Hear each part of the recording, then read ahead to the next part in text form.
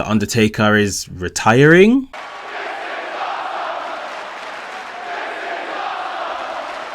What's up, maniacs? My name is Mex. I am a wrestling fan, enthusiast, a WrestleManiac if you will, and welcome back to my channel. On this channel there is daily reviews of WWE and AEW, everything that's going on in their programming. So if that sounds like something you're interested in, make sure you hit the subscribe button and the notification bell so you get notified every time I drop a new video. So today I'm going to be talking and reviewing The Undertaker's Last Ride Part 5. I think the whole wrestling world was taken a bit aback in the past week or so, where The Undertaker has now come out and said pretty much he's retired. And it's come out of nowhere. I don't think this is how a wrestling fan would have wanted the end to be for Undertaker, but you know, here we are. So I think it's been a great time anyway, reminiscing on the career that The Undertaker has had, and 30 years in the business, 30 years of doing anything is absolute madness. But doing this, especially what his bodies went through, all the surgeries, yeah, it's just something to be incredibly grateful for, that, you know, he's still standing, he's still out here, he's healthy, he's got a new life to look forward to now, wife, kids. So honestly, thank you, Taker. It's been a hellacious ride, and yeah, I just really wanted to say that first before we get into the actual video. So it all started back with Extreme Rules and a brilliant match he put on then. Like, I remember watching back that match and thinking, is that The Undertaker? Yeah, like the Undertaker still got it like that. Obviously he had a bit of a stinker of a match with Roman Reigns at WrestleMania previously, but they teamed up here, and in that Extreme Rules match last July, they were absolutely brilliant. The Undertaker, when he got the hot tag and entered that ring, I couldn't believe what I was seeing compared to what we have been seeing from The Undertaker in the past few years. So yeah, he was really good. He was really good, and I never knew then he was thinking about calling it a day. If there was a match for him to go out on top with a really strong performance, that was it, to be honest. Following that, in the documentary, he began to talk about the near misses. He spoke about Super Showdown and Goldberg dropping him on his head. Tried not to blame Goldberg too much, but I mean, anyone with two eyes can see whose fault it was. Although yes, Goldberg was concussed when he tried to give him that jackhammer. And yeah, I think the reminiscing of the near misses and what effectively he would have been leaving behind, you know, wife, kids. At some point, you know, a 55-year-old man has to start thinking, I need to put an end to this. I need to kind of call it a day. And I think those were the kind of thoughts that were going through his head at the time. We then had The Undertaker even talking as far as how he got into wrestling, how he had a scholarship, should have went on to play basketball. His dad didn't understand wrestling, and I think not even just wrestling, I think a lot of us, we can relate to when our parents don't get what we want to do, and it's a lot more of us showing that we can make a career of, you know, whatever we want to do, and not just saying that's what we want to do. I think that was a really relatable moment for the audience. But you know, sure enough, he laced up the pair of boots and he's become, you know, one of the greatest wrestlers of our time, of our generation. The documentary went on to show how the Boneyard match with AJ Styles kind of got put together, how you know, AJ Styles was listening to the Broken Skull podcast with Stone Cold Steve Austin, and basically how Undertaker said, look, if I'm gonna go out, I'm gonna go out on my terms. So AJ was in the back plotting, trying to see, you know, maybe I can be The Undertaker's last match. And AJ started planting the seeds with The Undertaker. Undertaker, you know, wasn't too sure, but acknowledges, you know, AJ Styles is one of the best in the business today, if not the best in the business. AJ Styles got into his psyche, I guess, and especially through, you know, Undertaker said he watched some of AJ Styles' performances and it was just phenomenal. Phenomenal is the word, I guess. And again, you know, Undertaker, him and Vince McMahon, they played the little joke on AJ Styles to say, you know, well, I'm gonna be at Mania, but it's not gonna be against you. And again, I think that's such a nice touch, kind of showing again Undertaker's human side, which as members of the audience we don't get to see, if ever, until now. We've never seen this side of the Undertaker or Mark Calloway. We've never seen this before. As soon as they agreed to have this match, Undertaker spoke of how AJ Styles through the promos was really riling him up, you know, taking digs at Michelle McCool, Undertaker's wife, and really just putting him in a position where it's like, yes, I'm the Undertaker, but you've also dissed me as a man, as a husband. You're not just gonna get the Undertaker, you're also gonna get the man, Mark Calloway. And Undertaker spoke about how he had to even evolve his character back in about 2001 time, around the Attitude Era time, going into the Ruthless Aggression era, just because the Undertaker, the whole costume kind of character stuff wasn't that at that time. It wasn't, you know, the times had moved on from then, and everything was a lot more rowdy and loud and abusive, so he had to evolve. And as we know, he turned into the American badass Undertaker. Being British, we have to say badass, you can't say badass, like you just have to say badass, like that's how it comes out. So yeah, anyway, that's who he became, and a lot of people don't really like American Badass Undertaker. Personally, that was one of my favorite iterations, if not my favorite iteration of the Undertaker.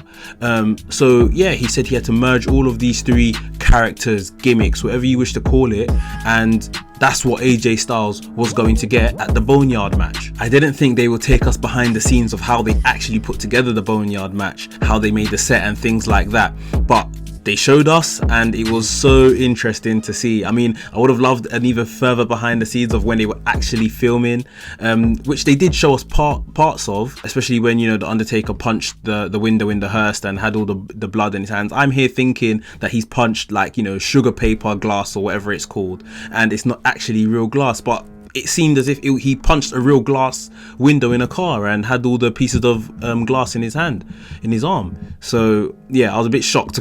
I was a bit shocked that that wasn't, you know, quote unquote gimmicked. But yeah, I guess that's testament to the Undertaker, because anyone that didn't want to take that bump, so to speak, probably would have got something like that. But, you know, Undertaker wanted this to look real. He probably knew in the back of his head, this is how he's going out, this is one of his last matches.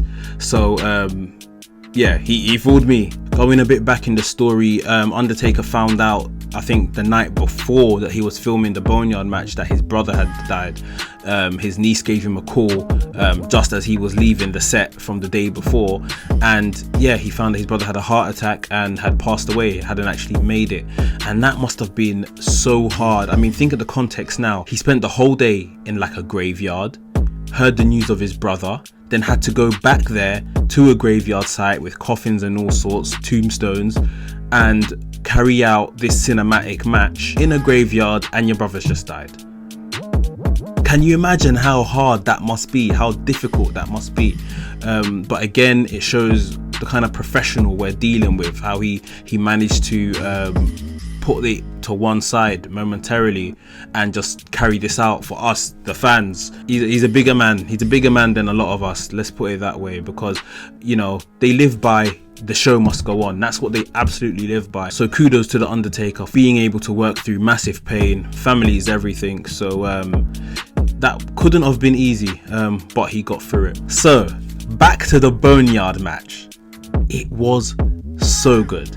So good. I'm watching WrestleMania, this comes on, and I couldn't believe what I'm watching. I think we knew before we went into WrestleMania that we were going to get some type of filmed, pre-taped match, probably in a cemetery, buried alive match. I think that's what we all thought, but this was superbly done.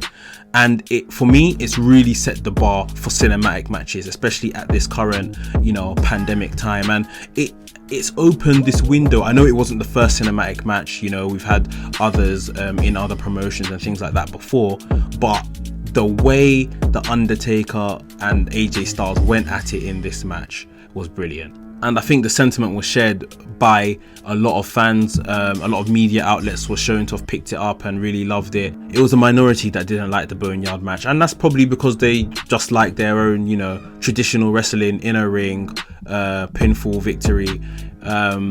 But you know, this is TV. You have to do something new and different every now and again, and I think this absolutely nailed it. So that leaves us with the big question and the ending to the entire documentary and the whole docu-series of The Undertaker is retiring.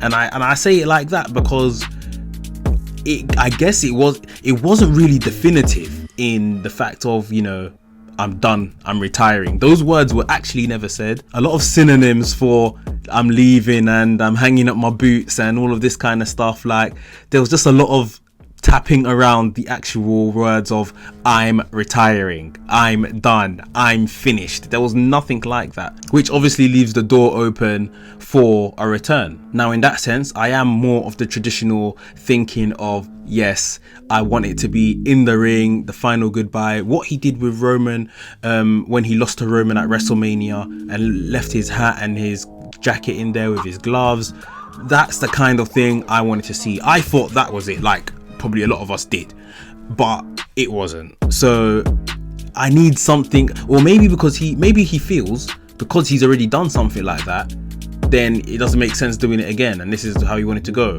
Like he said, well, not riding off into the sunset, but riding off into the night, and you know, he's done. Not the way I would have done it, but I understand you know, the meaning behind why it's been done like that, and puts us where we are today. The Undertaker's retired. We've just had the Thank You Taker show on SmackDown, and yeah, phenomenal career, absolutely brilliant career. He's gone out on his own terms, how he wanted. The best character in WWE history, in my opinion. There's nobody that compares. Think about all the other characters and stuff that came up around that time of when The Undertaker debuted.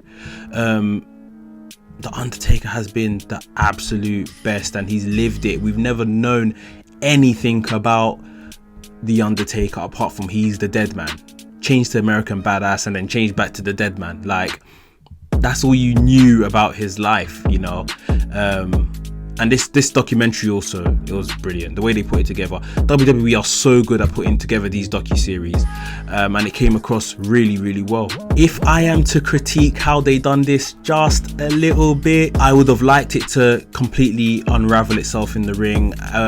They could have even told part of this docu-series within the ring, and I think they almost did with the Boneyard match. Humanize him. Really, really humanize him. How AJ Styles was calling him Mark Calloway, really call him his name. Show us his Instagram account, or him appearing with friends or in his wife on Instagram. You know, really peel it back and make this guy a human again before he rides off into the sunset. And like I said, they half did it. They half did do it. But maybe because, you know, you never say never in wrestling, he doesn't want to lose all his mystique. So in case he has to ever lace up a pair of boots and get back into the ring, there is still something about him that makes him The Undertaker. So maybe that's why they didn't do it. But that's my little critique, if I can add it. You know, like I said, the docu-series that WWE put together are usually so good, and this was no different. I really love these insights into wrestlers' lives and things like that. Pulling back the curtain, things we don't usually see, especially with The Undertaker. There's not going to be anyone like him ever again. It's done. Characters are done in wrestling, and it's, you know, the reality era. People are living who they are, just turned up, as they usually say. So yeah, again, thank you, Taker. Terrific, brilliant work over the last 30 years, and you've given us some real moments as wrestling fans. So guys, that is my Undertaker The Last Ride review. If you enjoyed it, give me a thumbs up. It helps me out more than you can imagine, and I want to see you put down in the comments, what is your favorite Undertaker moment? Whether it's a match, a title win, just a general moment that gives you the best memory of The Undertaker. Let me know what it is down in the comments. WrestleManiac UK signing out, and I'll see you soon.